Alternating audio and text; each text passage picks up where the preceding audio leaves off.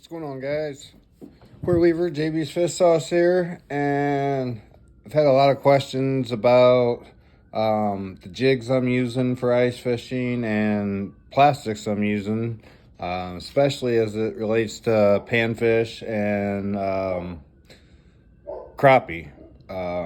Everyone knows I love to chase big crappies, and I just wanted to share a little bit with you about the style and kinds of plastics that I'm using and the jigs as well, and what the benefits are to the jigs I'm using.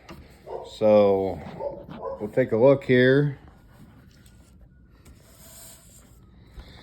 This here is the, sorry about the bad shadows, it is the Aura tungsten jigs from Crystallized Fishing. If I can back that up here, now you can see it better. As you can see, you got the crystallized, hence the name, that really create a lot of flash, has a lot of drawing power, reflects a lot of light, and got a super sharp hook. And as you'll notice, the big key, and the key I want to show you the differences on from most tungsten jigs out there, versus why I choose to use this jig. I fell in love with it as soon as I seen it come out a couple of years ago, and have been using it pretty much exclusively since. I mean, I still have a ton of jigs. I don't only use them, obviously, I'm like everyone else. That's just one of my boxes. I've got about a dozen of these.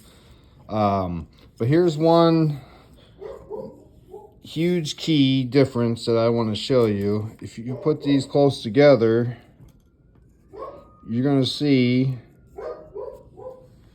sorry for that, how much longer this hook is compared to the standard jig. The benefit of that is you create a much larger bite gap here between the point of the hook and the jig head. You got a lot more room there to penetrate the meat in the fish's mouth than you do on your standard tungsten jigs, or lead jigs for that matter. And that's a huge key for me. The hookup ratio is so much better on these. Having that extra bite gap and that longer shaft hook really provides a lot of benefits.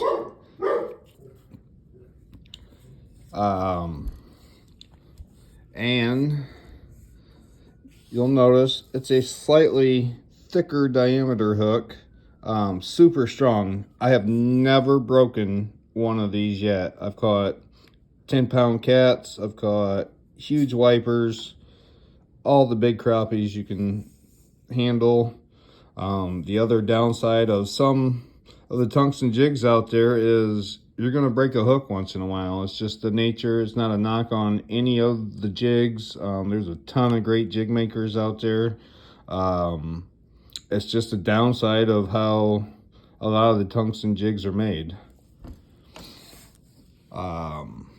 But that's pretty much the biggest key, and the main reason why is just that hook difference. It's been absolutely phenomenal for me. As far as my plastics go, I'm fortunate with being co-owner of JB's Fish Sauce. I get to work with a ton of great plastic companies, and I got six plastics out here that I utilize the most, and I got my three absolute favorites that I wanted to show you. First of all, we got Drastic Plastics here.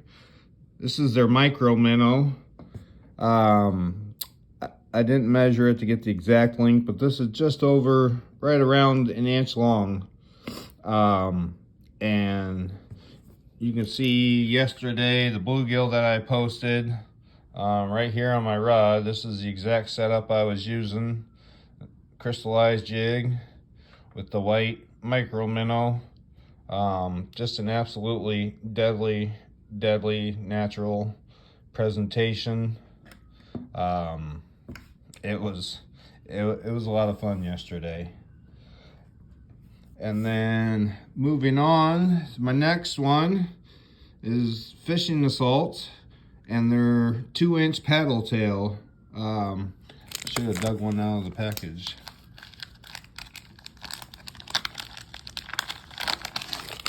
Yeah. Get one of these out here real quick. So, as you can see, that is a large profile plastic. I don't remember the exact length on it. I believe it's just over 2 inches. But you got the nice thick body for where the hook goes in. And you can see the action of, I'm trying to hold it still. Just incredible action. That paddle on the end creates a lot of thump, moves a lot of water. And that's been a great crappie producer for me. And my third one is from Titan Lures. That's the one I have on this jig here. You can see it's similar, a little bit of a slender profile, but still long. I believe it's close to 2 inches long, and it's got kind of a spear shaped paddle on it, which also same concept, just creates a lot of water movement, displacement, and has a lot of drawing power. Those would be my top 3.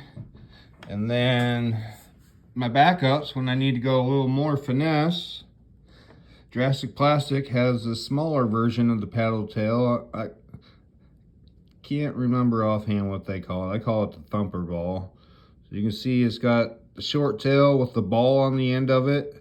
You can I really like to use this one when I'm using a slow cadence, and I'm just giving it a quick sharp pop, and that ball just pulses that water, and really has a great drawing power without using much movement and not needing to get near as erratic. If they are wanting something a little more subtle, it's a little more natural, subtle, and that ball will still push and move a lot of water, which is very key sometimes.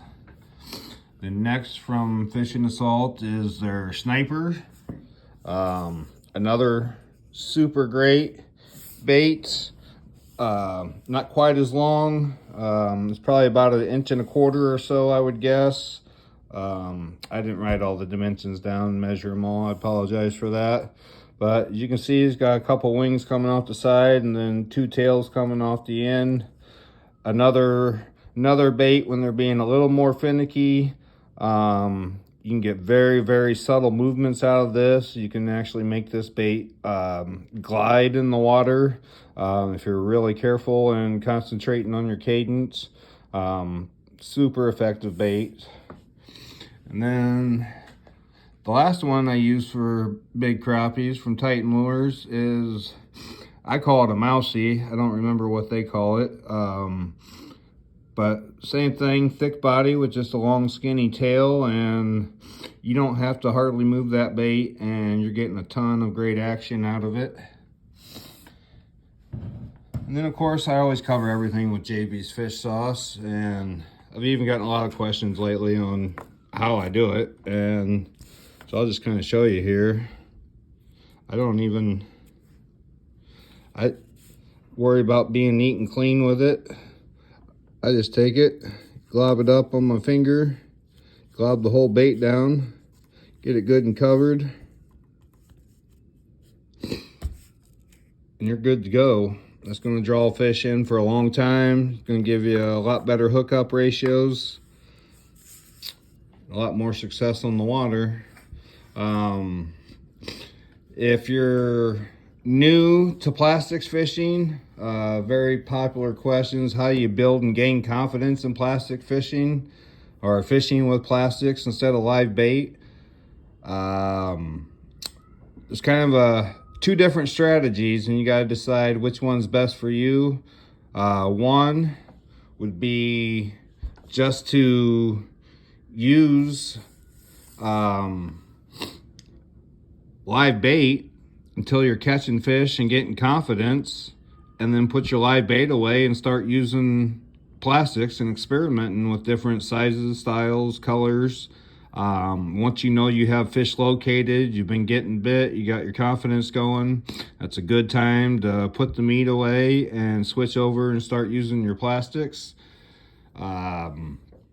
The other approach is just don't take any live bait at all. Force yourself to learn something new, force yourself to experiment,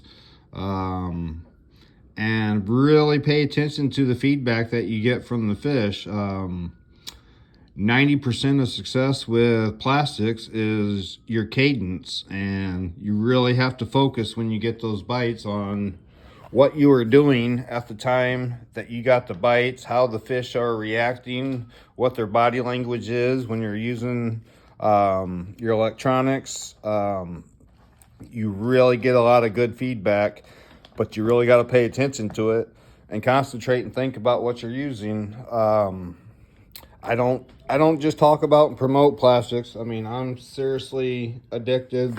I've got so many plastics, it's not even funny. This whole booklet is chock full of plastics, and I probably got 5 more of these down in the basement in my sled. I'm 100% committed to plastics. I have a lot of success with it. They're a lot of fun. Another advantage with plastics, and probably the biggest key to me, is keeping those fish fired up. You unhook a fish with plastics, you can drop straight back down. You don't have to stop, get your bait can out, hook bait back on. The faster you get back down there and keep that school fired up and keep those fish going, the better results you're going to have, and the less opportunity for those fish to move off and look for something else. You keep that frenzy going, that competitive nature that fish have for feeding. They don't want another fish to get it, so the faster you can get down there, the more bites, the more success you're going to have. That's pretty much all I wanted to touch base with on this video. If you have any questions, as always, feel free to message me. Ice is making some progress, and I hope you guys stay safe and have a lot of fun and a lot of success on the water.